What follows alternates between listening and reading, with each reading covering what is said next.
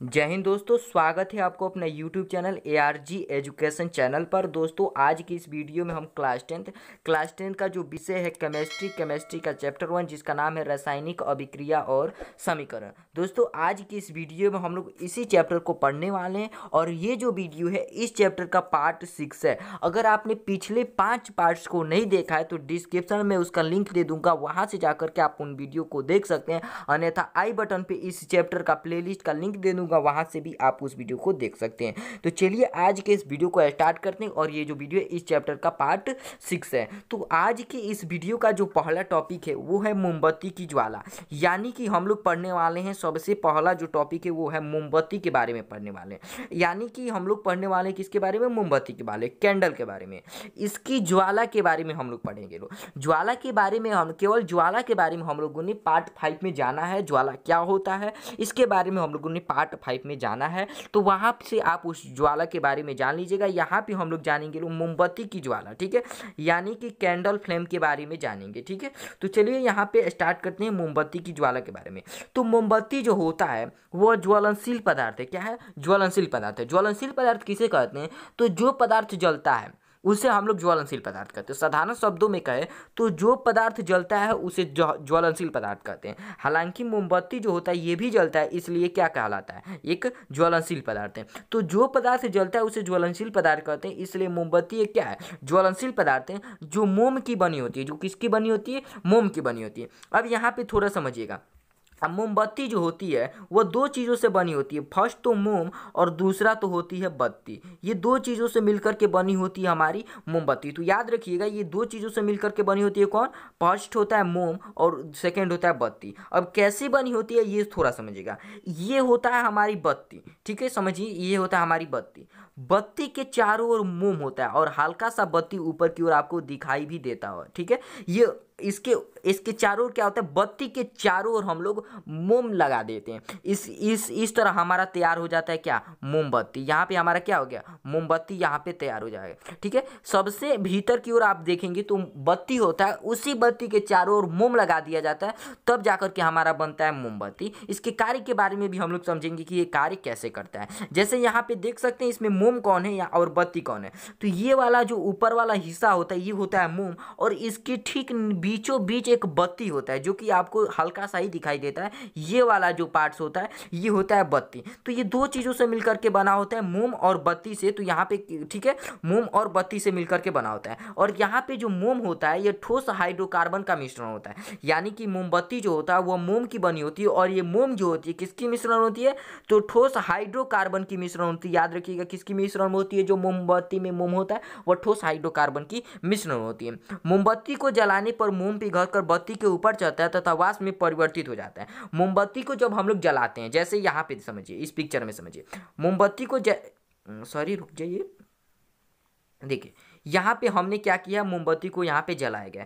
मोमबत्ती को जैसे ही आप जलाएंगे तो यहाँ पे ये उस सबसे ऊपर वाला जो पार्ट्स होता है वहाँ पे उष्मा आएगा। उष्मा आने के कारण यहाँ पर का जो मोम होगा वह पिघल करके कुछ पार्ट तो नीचे गिरेगा। आपने देखा भी होगा जब मोमबत्ती को जलाया जाता है तो कुछ पार्ट्स जो मोम होता है वह पिघल करके नीचे आता है। हालांकि कुछ पार्ट्स जो होता है यह बत्ती पर चढ़ जाता है, बत्ती के ऊपर चढ़ने लगता है। जैसे ये है हमारा बत्ती, यहाँ से मोम पिघलता है और नीचे गिरता है और कुछ पार्ट्स इस बत्ती के ऊपर जाता है। क्या आ जाता है? इस बत्ती के ऊपर जाता है। और बत्ती के ऊपर जब यह मोम जाता है तो यह वाष्प में परिवर्तित हो जाता है। किस में परिवर्तित हो जाता है? वाष्प में परिवर्तित हो जाता है। और यह वाष्प जो होता है वायु में जल करके यहाँ पे इसका ज्वाला बनाता है। यही वाष्प जो होता है वायु में पिघलता है, वायु में जलता है। और यही वाष्प जब वायु में जलता है तो यहाँ पे देखेंगे ये है मोमबत्ती की ज्वाला। मोमबत्ती की ज्वाला यहाँ पे इसने तैयार किया। तो मोमबत्ती की ज्वाला बनाता है। देखिए यही वाष्प क्या होता है? यही वाष्प वायु में या फिर ऑक्सीजन में जलकर क्या बनाता है? ज्वाला उत्पन्न करता है, जिसे हम लोग क्या कहते हैं? मोमबत्ती की ज्वाला कहते हैं। यानी कि जब हम लोग मोमबत्ती को जलाते हैं तो मोम जो होता है यह बत्ती के ऊपर चढ़ता है, बत्ती के ऊपर चढ़ता है। और बत्ती के ऊपर जैसे ही चढ़ता है तो वहाँ पे वह वाष्प में परिवर्तित हो जाता है। यह वाष्प जो होता है वायु या फिर ऑक्सीजन में जल करके, यही वाष्प जब वायु या ऑक्सीजन में जलता है तो मोमबत्ती की ज्वाला बनाता है, एक ज्वाला बनाता है जिसे हम लोग मोमबत्ती की ज्वाला कहते हैं। अब हो गया इतना क्लियर। अब समझते हैं थोड़ा आगे। अब देखिएगा देखिए यह पीला एवं प्रकाशमान होता है, और मोमबत्ती की जो ज्वाला होती है वह पीला होता है और प्रकाशमान। पीला कहने का मतलब उसकी जो ज्वाला होती है पीला होता है, और प्रकाशमान कहने का अर्थ हो गया कि वह अधिक प्रकाश देता है। तो पीला होता है और प्रकाशमान होता है। इसमें भी आप देख सकते हैं पीला है और ये प्रकाशमान है, ठीक है। हालांकि आप जब प्रैक्टिकल करके देखेंगे तो आपको दिखेगा। इसके बाद देखिएगा, ज्वाला का रंग पीला होने का कारण यह है कि ऑक्सीजन की अपर्याप्त आपूर्ति के कारण मोम का दहन पूर्णतः नहीं हो पाता है, जिससे कार्बन के सूक्ष्मकण मोम के वाष्प में मिश्रित हो जाते हैं।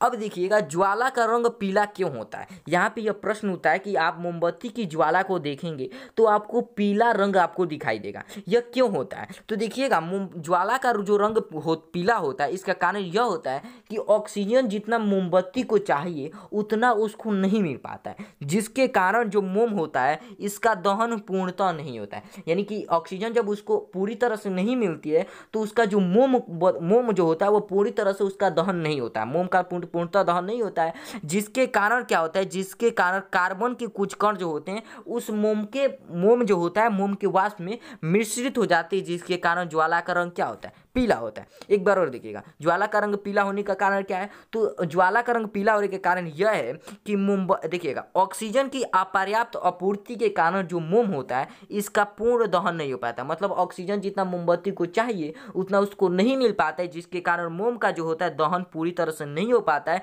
जिससे कार्बन के कुछ जब इसका मोम का पूरी तरह से दहन नहीं होता है तो कार्बन का जो कुछ कण होता है यह मोम के जो वाष्प होते हैं उसमें मिश्रित हो जाते हैं, जिसके कारण ज्वाला का रंग पीला होता है। उम्मीद करता हूं कि आप इतना समझ अवश्य गए होंगे। अब इसके बाद ये थोड़ा समझिएगा, मोमबत्ती की ज्वाला जो होती है ये 3 टाइप्स की होती है, ठीक है। मोमबत्ती की ज्वाला की बनावट, ठीक है, यहाँ पे समझिएगा।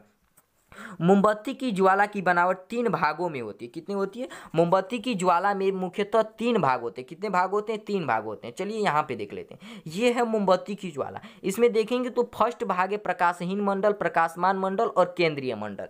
देख सकते हैं इस पिक्चर में आपको दिख रहा होगा प्रकाशहीन मंडल, प्रकाशमान मंडल और ये है केंद्रीय मंडल। ये देखिए, ये ऊपर वाला जो सबसे ऊपर वाला प्रकाश कहलाता है वो कहलाता है प्रकाशहीन मंडल। इस भाग में प्रकाश, ये जो भाग होता है यह प्रकाश बिल्कुल ही नहीं देता है, प्रकाशहीन होता है। इसमें प्रकाश बिल्कुल, यह प्रकाश हमें बिल्कुल ही नहीं देता है। बीच वाला हमें पार्ट प्रकाश देता है, इसे हम लोग इसे इसलिए चूंकि यह हमें प्रकाश देता है इसलिए हम इसे प्रकाशमान मंडल कहते हैं। यहाँ पे थोड़ा बहुत जान लेते हैं लोग। बीच वाला पार्ट केंद्र में होता है इसलिए इसे हम लोग केंद्रीय मंडल कहते हैं। चलिए आगे जानते हैं। देखिए फर्स्ट जो पार्ट होता है वो होता है केंद्रीय मंडल। केंद्रीय मंडल मतलब सबसे पहले आपको नीचे से शुरू कर रहा है, यहाँ से आपको शुरू कर रहा है। केंद्रीय मंडल के बारे में सबसे पहले जान लेते हैं। केंद्रीय मंडल क्या है? सेंट्रल जोन, ठीक है। केंद्रीय मंडल मोमबत्ती की ज्वाला की मुख्यतः कितने भाग होते हैं? 3 भाग होते हैं, जिसमें पहला भाग है केंद्रीय मंडल। यह जो होता है नीला होता है। केंद्रीय मंडल कैसे होता है? नीला होता है। इसमें बिना जले हुए मोम के वाष्प रहते हैं। जो केंद्रीय मंडल होता है कैसे होता है? नीला होता है, और इसमें बिना जले मोम के भाग होते हैं। ये वाला पार्ट्स, ये वाला जो पार्ट्स होता है ये होता है केंद्रीय मंडल। ये वाला देख सकते हैं क्या, यही है केंद्रीय मंडल। और ये कैसा होता है? तो ये नीला होता है। आप जब मोमबत्ती को जलाएंगे तो बीच वाला पार्ट्स आपको थोड़ा हल्का पीला देखने को मिलता है, नीला देखने को मिलता है। यही होता है, यही नीला भाग क्या होता है? केंद्रीय मंडल होता है। इसमें बिना जले हुए मोम के जो वाष्प रहते हैं, मतलब इसमें जो बिना वैसा मोम रहता है जिसमें बिना जले मोम का वाष्प रहता है, ठीक है। किसका वाष्प रहता है? बिना जले मोम का वाष्प रहते हैं। यह बत्ती को घेरे रहता है, और ये क्या करता है? केंद्रीय मंडल के क्या करता है? तो बत्ती जो होता है इसको घेरे रहते हैं। आप देखें इस पिक्चर में, देखिए ये है हमारा, इस पिक्चर में आप देख सकते हैं केंद्रीय मंडल को स्पष्ट रूप से। ये वाला है केंद्रीय मंडल, जो बीच में आपको दिख रहा है वो है केंद्रीय मंडल। ये जो केंद्रीय मंडल होता है यह बत्ती को घेरे रहता है। जो बत्ती उसमें से निकलता है उसी को यह घेरे रहता है। इसमें दहन की क्रिया नहीं होती है। जो केंद्रीय मंडल होता है उसमें दहन की क्रिया नहीं होती है, क्योंकि वाष्प ऑक्सीजन के संपर्क में नहीं रहता है। और यहाँ पे क्यों इसकी, यहाँ पे दहन क्यों नहीं होती है, दहन की क्रिया क्यों नहीं होती है? तो यहाँ पे वाष्प जो होता है वो ऑक्सीजन के संपर्क में नहीं रहता है, जिसके कारण यहाँ पे दहन की क्रिया नहीं होती है। प्रश्न ये भी उठ सकता है कि केंद्रीय मंडल में, मोमबत्ती की केंद्रीय मंडल में दहन की क्रिया क्यों नहीं होती है? तो वाष्प जो होता है ऑक्सीजन के संपर्क में नहीं रहता है, इसी के कारण मोमबत्ती की केंद्रीय मंडल में दहन की क्रिया नहीं हो पाती है। इसलिए इस भाग को अदहन का क्षेत्र कहा जाता है। और चूंकि यहाँ पे जो होता है दहन की क्रिया नहीं होती है, इसलिए इस भाग को यानी कि केंद्रीय मंडल को हम लोग अदहन का क्षेत्र कहते हैं। क्या कहते हैं? अदहन का क्षेत्र भी इसे हम लोग कहते हैं। अधन का क्षेत्र किसे कहा जाता है, ये प्रश्न उठ सकता है। तो केंद्रीय मंडल को। क्यों कहा जाता है अधन का क्षेत्र केंद्रीय मंडल को? क्योंकि यहाँ पे दहन की क्रिया नहीं हो पाती। दहन की क्रिया क्यों नहीं हो पाती? क्योंकि वाष्प जो होता है ऑक्सीजन के संपर्क में नहीं रहता है, इसलिए यहाँ पे दहन की क्रिया नहीं हो पाती है। तो कई सारे यहाँ पे प्रश्न बन गए। ज्वाला, अब देखिए आगे चलते हैं। ज्वाला की इस क्षेत्र का ताप सबसे कम रहता है। ज्वाला का जो केंद्रीय मंडल होता है, देखिए ये है टोटली हमारा, ये है यही टोटली हमारा ज्वाला कहलाएगा। और ज्वाला का ये वाला जो पार्ट कहलाता है यह गर्म नहीं होता है। इसमें जो होता है ये क्या होता है कि कहने का तात्पर्य है कि इसमें ताप सबसे कम होता है। इसमें क्या होता है, केंद्रीय मंडल में ताप सबसे कम होता है। इसके बारे में ताप क्या होता है इसमें केंद्रीय मंडल में, यहाँ पे ज्वाला के इस भाग में मतलब केंद्रीय मंडल में जो होता है इसका क्षेत्र में ताप सबसे कम रहता है। इस क्षेत्र में दिया सिलाई की तीली ले जाने पर तीली भी नहीं जलती है।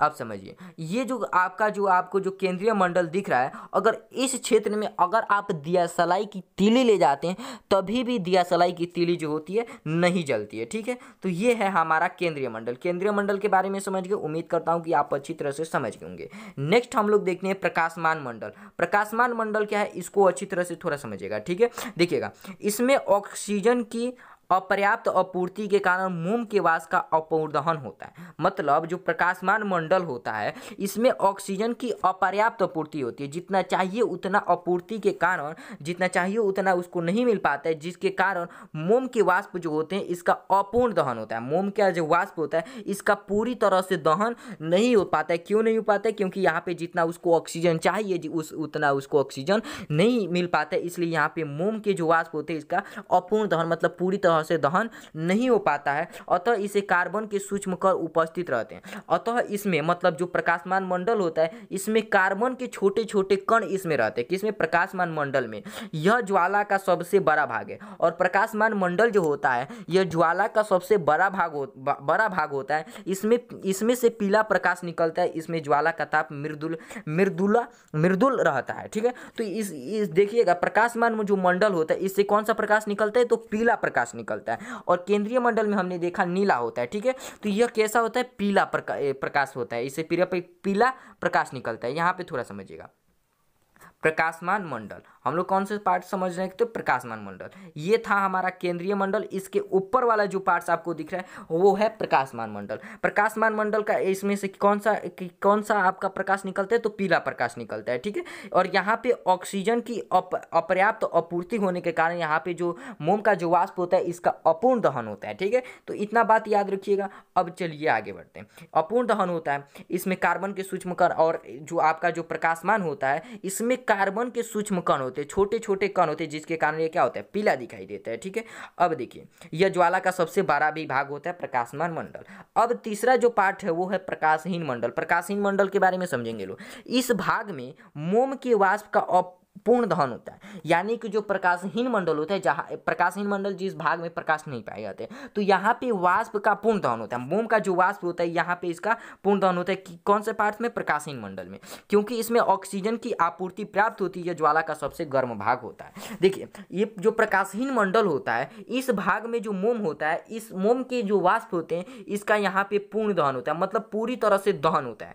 क्योंकि इसमें ऑक्सीजन की आपूर्ति प्राप्त होती है, मतलब जितनी ऑक्सीजन इसको चाहिए उतना ऑक्सीजन इसको मिल जाता है। और जो प्रकाशहीन मंडल होता है यह ज्वाला का सबसे गर्म भाग होता है। मतलब ये जो समझिए ये जो प्रकाशहीन मंडल होता है, प्रकाशहीन मंडल कौन सा है? जो सबसे ज्वाला का सबसे ऊपरा भाग आपको दिख रहा है ये प्रकाशहीन मंडल होता है। यह ज्वाला का सबसे गर्म भाग होता है। और यहाँ पे जो मोम का जो वाष्प होता है यहाँ पे इसका पूर्ण दहन होता है। तो यहाँ पे इसके बारे में आप लोग समझ गए होंगे। मोमबत्ती की ज्वाला यहाँ पे आपको क्लियर हो गया। उम्मीद करता हूँ कि आप अच्छी तरह से इसके बारे में समझ गए होंगे। अब हम लोग पढ़ेंगे द्रवीभूत पेट्रोलियम गैस, जिसे इंग्लिश में कहते हैं लिक्विफाइड पेट्रोलियम गैस और इसे शॉर्ट फॉर्म में कहते हैं एलपीजी, जो कि सामान्यतः हर घर में उपलब्ध होता है, जो कि भोजन बनाने के लिए उपयोग में इसे लिया जाता है। एलपीजी का जो फुल फॉर्म होता है, एल से होता है लिक्विफाइड, पी से होता है पेट्रोलियम और जी से होता है गैस। इसी के बारे में हम लोग आज के इस वीडियो में पढ़ेंगे। इसमें यह किसका मिश्रण होता है, कैसे बना होता है, इसको हम लोग पढ़ेंगे। तो चलिए, पेट्रोलियम गैस जो होता है ब्यूटेन, प्रोपेन और एथेन, इन तीनों चीज़ों का मिश्रण होता है। यानी कि एलपीजी जो होता है यह इन तीन चीज़ों का मिश्रण होता है। कौन कौन से? ब्यूटेन का मिश्रण होता है, प्रोपेन और एथेन, ये तीन चीज़ों का मिश्रण होता है एलपीजी। यहाँ पे आपको साइड में जो दिख रही है रासायनिक सूत्र, कौन सा सूत्र? रासायनिक सूत्र। तो जो ब्यूटेन का रासायनिक सूत्र होता है वो होता है C4H10, प्रोपेन का रासायनिक सूत्र C3H8 और एथेन का रासायनिक सूत्र C2H6। इन्हीं तीनों चीज़ों का मिश्रण होता है हमारा एलपीजी, यानी कि लिक्विफाइड पेट्रोलियम गैस। देखिएगा, लेकिन इस एलपीजी का मुख्य अवयव कौन सा है? ब्यूटेन होता है। कौन सा मुख्य अवयव है? ये क्वेश्चन में पूछता भी है कि एलपीजी का मुख्य अवयव है ब्यूटेन, प्रोपेन, एथेन और इनमें से कोई नहीं। ये क्वेश्चन दे देता है तो यहाँ पे हमारा हो जाएगा ब्यूटेन, यानी कि C4H10 जो है एलपीजी का मुख्य अवयव होता है। ठीक है, तो याद रखिएगा एलपीजी का मुख्य अवयव कौन सा है? तो ब्यूटेन होता है। देखिएगा, अब आगे बढ़ते हैं। ब्यूटेन, प्रोपेन और एथेन तीव्रता से जलकर पर्याप्त ऊष्मा प्रदान करते हैं। इसमें एलपीजी में जो ब्यूटेन होता है, प्रोपेन होता है और एथेन जो होता है, यह काफ़ी तेज़ी से जल करके यह जितना ऊष्मा चाहिए वह उतना ऊष्मा प्रदान करते हैं। तो ये तीनों जल करके काफ़ी तीव्रता से जल करके क्या करते हैं? पर्याप्त ऊष्मा प्रदान करते हैं। इसलिए पेट्रोलियम गैस जो है एक उत्तम ईंधन है। इसलिए हम क्या कहते हैं कि पेट्रोलियम गैस क्या एक उत्तम ईंधन है। देखिएगा, ये तीनों जो ब्यूटेन, प्रोपेन और एथेन जो होता है, ये तीनों कौन सी अवस्था में सबसे पहले होती है? गैस की अवस्था में होती है। इन तीनों कौन सी अवस्था में होती है? गैस की अवस्था में होती है। इन तीनों पर दाब बढ़ा करके, मतलब इन तीनों के मिश्रण पर दाब बढ़ा करके इसे क्या किया जाता है? द्रवीभूत किया जाता है। यानी कि दाब बढ़ाने पर ये तीनों गैस आसानी से किस में हो जाती है? द्रवीभूत हो जाती है, मतलब द्रव में परिवर्तित हो जाती है। ये तीनों गैस ब्यूटेन, प्रोपेन और एथेन, इन तीनों गैस पर जब दाब बढ़ाया जाता है तो ये आसानी से द्रवीभूत हो जाती है। ठीक है, इस द्रव को अब ये जब इन तीनों मिश्रण को जब हम लोग द्रव में परिवर्तित कर देते हैं तब इसे हम लोग कहते हैं द्रवीभूत पेट्रोलियम गैस, द्रवीभूत पेट्रोलियम गैस। ठीक है, यानी कि लिक्विफाइड पेट्रोलियम गैस कहते हैं, जिसे शॉर्ट फॉर्म में एलपीजी कहते हैं। ये कहाँ उपयोग होता है? तो इसका उपयोग खाना बनाने के लिए इसका उपयोग किया जाता है, जो कि यहाँ पे इसकी मतलब एलपीजी के जलने पर जो अभिक्रिया होती है यहाँ पे आप इसको देख सकते हैं। यही अभिक्रिया होती है एलपीजी जब जलता है तब।